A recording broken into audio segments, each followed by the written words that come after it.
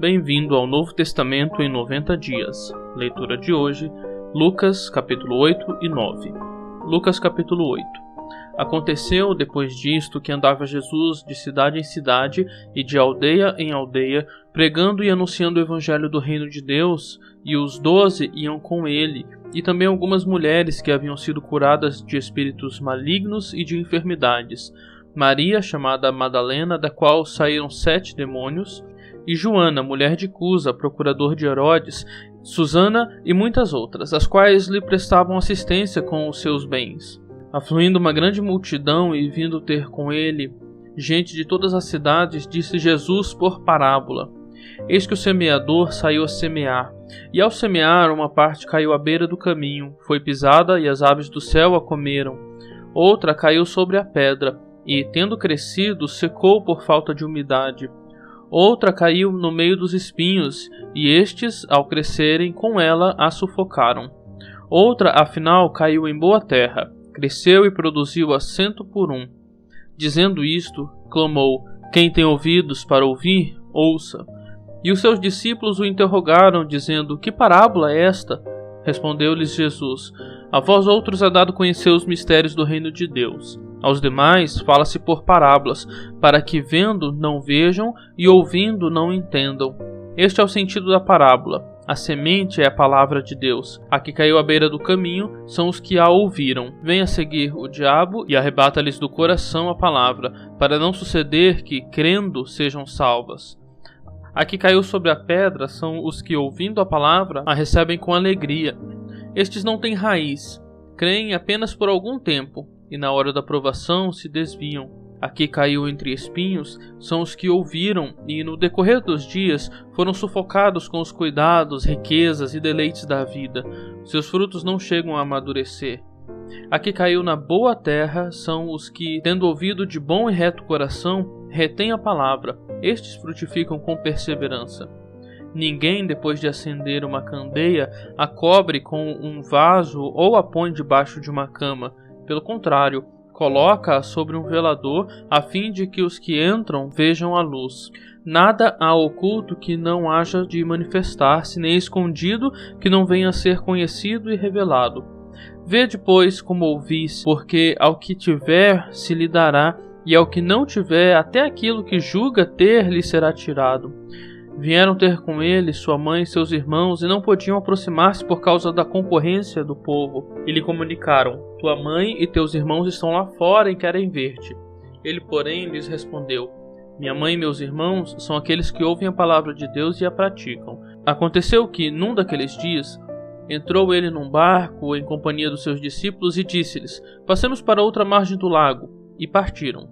Enquanto navegavam, ele adormeceu, e sobreveio uma tempestade de vento no lago, correndo eles o perigo de sussobrar. Chegando-se a ele, despertaram-no, dizendo: Mestre, mestre, estamos perecendo. Despertando-se Jesus, repreendeu o vento e a fúria da água. Tudo cessou e veio a bonança.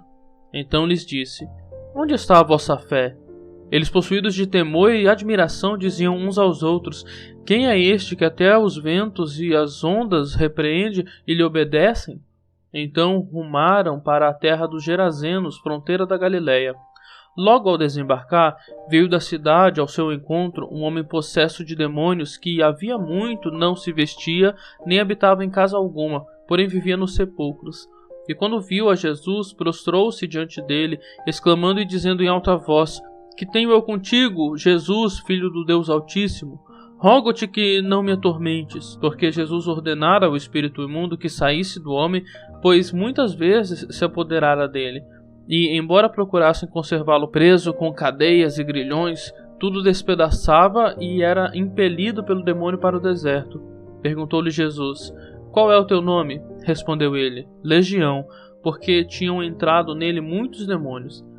Rogavam-lhe que não os mandasse sair para o abismo. Ora, andava ali, pastando no monte, uma grande manada de porcos. Rogaram-lhe que lhes permitisse entrar naqueles porcos, e Jesus o permitiu. Tendo os demônios saído do homem, entraram nos porcos, e a manada precipitou-se despenhadeiro abaixo, para dentro do lago, e se afogou. Os porqueiros, vendo o que acontecera, fugiram e foram anunciá-lo na cidade e pelos campos. Então saiu o povo para ver o que se passara, e foram ter com Jesus. De fato, acharam um homem de quem saíram os demônios e vestido em perfeito juízo, assentado aos pés de Jesus, e ficaram dominados de terror. E algumas pessoas que tinham presenciado os fatos contaram-lhes também como fora salvo o endemoniado. Todo o povo da circunvizinhança dos Gerazenos rogou-lhe que se retirasse deles, pois estavam possuídos de grande medo. E Jesus, tomando de novo o barco, voltou. O homem de quem tinham saído os demônios rogou-lhe que o deixasse estar com ele. Jesus, porém, o despediu, dizendo: Volta para tua casa e conta aos teus tudo o que Deus fez por ti. Então foi ele anunciando por toda a cidade todas as coisas que Jesus lhe tinha feito. Ao regressar Jesus, a multidão o recebeu com alegria, porque todos o estavam esperando. Eis que veio um homem chamado Jairo, que era chefe da sinagoga, e, prostrando-se aos pés de Jesus, lhe suplicou que chegasse até a sua casa, pois tinha uma filha única de uns 12 anos que estava à morte. Enquanto ele ia, as multidões o apertavam. Certa mulher, que havia 12 anos vinha sofrendo de uma hemorragia e a quem ninguém tinha podido curar e que gastara com os médicos todos os seus haveres, veio por trás dele e lhe tocou na orla da veste, e logo se lhe estancou a hemorragia. Mas Jesus disse: Quem me tocou? Como todos negassem, Pedro com seus companheiros disse: Mestre, as multidões te apertam e te oprimem e dizes: Quem me tocou? Contudo Jesus insistiu: Alguém me tocou, porque senti que de mim saiu poder. Vendo a mulher que não podia ocultar-se, aproximou-se trêmula e, prostrando-se diante dele, declarou à vista de todo o povo a causa por que ele havia tocado e como imediatamente fora curada. Então lhe disse: Filha, a tua fé te salvou, vai-te em paz. Falava ele ainda, quando veio uma pessoa da casa do chefe da sinagoga, dizendo: Tua filha já está morta, não incomodes mais o mestre. Mas Jesus, ouvindo isto, lhe disse: Não temas, crê somente, e ela será salva. Tendo chegado à casa, a ninguém permitiu que entrasse com ele, senão Pedro, João, Tiago, e bem assim o pai e a mãe da menina. E todos choravam e pranteavam. Mas ele disse: Não choreis, ela não está morta, mas dorme. E riam-se dele, porque sabiam que ela estava morta. Entretanto, ele, tomando-a pela mão, disse-lhe em alta voz: Menina, levanta-te. Voltou-lhe o espírito, ela imediatamente se levantou, e ele mandou que lhe dessem de comer. Seus pais ficaram maravilhados, mas ele lhes advertiu que a ninguém contassem o que havia acontecido. Capítulo 9.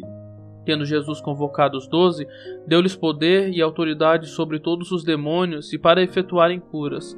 Também os enviou a pregar o reino de Deus e a curar os enfermos. E disse-lhes: Nada podeis levar para o caminho, nem bordão, nem alforge, nem pão, nem dinheiro, nem deveis ter 2 túnicas. Na casa em que entrardes, ali permanecei e dali saireis. E onde quer que não vos receberem, ao sairdes daquela cidade, sacudi o pó dos vossos pés em testemunho contra eles.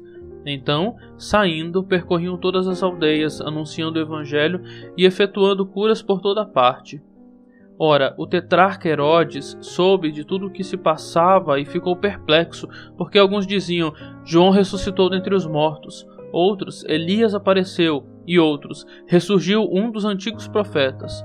Herodes, porém, disse: Eu mandei decapitar João. Quem é, pois, este a respeito do qual tenho ouvido tais coisas? E se esforçava por vê-lo. Ao regressarem, os apóstolos relataram a Jesus tudo o que tinham feito. E, levando-os consigo, retirou-se à parte para uma cidade chamada Betsaida.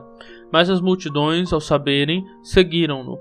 Acolhendo-as, falava-lhes a respeito do reino de Deus e socorria os que tinham necessidade de cura. Mas o dia começava a declinar. Então se aproximaram os 12 e lhe disseram: Despede a multidão para que, indo às aldeias e campos circunvizinhos, se hospedem e achem alimento, pois estamos aqui em lugar deserto. Ele, porém, lhes disse: Dai-lhes vós mesmos de comer. Responderam eles: Não temos mais que 5 pães e 2 peixes, salvo se nós mesmos formos comprar comida para todo este povo. Porque estavam ali cerca de 5.000 homens. Então disse aos seus discípulos: Fazei-os sentar em grupos de 50. Eles atenderam, acomodando a todos. E tomando os 5 pães e os 2 peixes, erguendo os olhos para o céu, os abençoou, partiu e deu aos discípulos para que distribuíssem ao povo. Todos comeram e se fartaram, e dos pedaços que ainda sobejaram foram recolhidos 12 cestos. Estando ele orando à parte, achavam-se presentes os discípulos, a quem perguntou: "Quem dizem as multidões que sou eu?" Responderam eles: "João Batista, mas outros Elias, e ainda outros dizem que ressurgiu um dos antigos profetas." "Mas vós," perguntou ele, "quem dizeis que eu sou?" Então falou Pedro e disse: "És o Cristo de Deus." Ele, porém, advertindo-os, mandou que a ninguém declarassem tal coisa, dizendo: "É necessário que o Filho do Homem sofra muitas coisas, seja rejeitado pelos anciãos, pelos principais sacerdotes e pelos escribas, seja morto e no 3º dia ressuscite." Dizia a todos: "Se alguém quer vir após mim, a si mesmo se negue, dia a dia tome a sua cruz e siga-me. Pois quem quiser salvar a sua vida, perdê-la-á. Quem perder a vida por minha causa, esse a salvará. Que aproveita o homem ganhar o mundo inteiro se vier a perder-se ou causar dano a si mesmo? Porque qualquer que de mim e das minhas palavras se envergonhar, dele se envergonhará o Filho do Homem quando vier na sua glória e na do Pai e na dos santos anjos. Verdadeiramente vos digo, alguns há dos que aqui se encontram que de maneira nenhuma passarão pela morte até que vejam o reino de Deus." Cerca de 8 dias depois de proferidas estas palavras, tomando consigo a Pedro, João e Tiago, subiu ao monte com o propósito de orar. E aconteceu que, enquanto ele orava, a aparência de seu rosto se transfigurou e as suas vestes resplandeceram de brancura. Eis que 2 varões falavam com ele, Moisés e Elias, os quais apareceram em glória e falavam da sua partida, que ele estava para cumprir em Jerusalém. Pedro e seus companheiros achavam-se premidos de sono, mas, conservando-os acordados, viram a sua glória e os 2 varões que com ele estavam. Ao se retirarem estes de Jesus, disse-lhe Pedro: "Mestre, bom é estarmos aqui. Então façamos 3 tendas, uma será tua, outra de Moisés e outra de Elias", não sabendo, porém, o que dizia.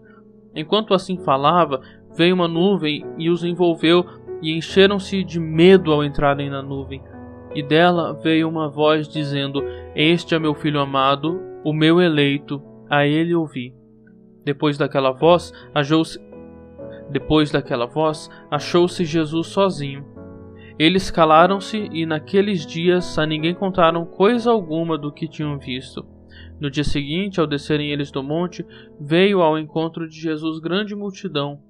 E eis que dentre a multidão surgiu um homem dizendo em alta voz: "Mestre, suplico-te que vejas meu filho, porque é o único."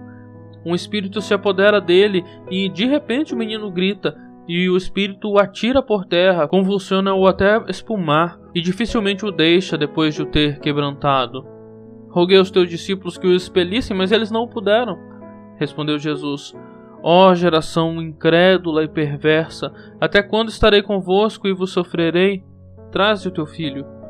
Quando se ia aproximando, o demônio o atirou no chão e o convulsionou. Mas Jesus repreendeu o espírito imundo, curou o menino e o entregou a seu pai. E todos ficaram maravilhados ante a majestade de Deus. Como todos se maravilhassem de quanto Jesus fazia, disse aos seus discípulos: "Fixai nos vossos ouvidos as seguintes palavras: o Filho do Homem está para ser entregue nas mãos dos homens." Eles, porém, não entendiam isso, e foi-lhes encoberto para que não compreendessem, e temiam interrogá-lo a este respeito. Levantou-se entre eles uma discussão sobre qual deles seria o maior.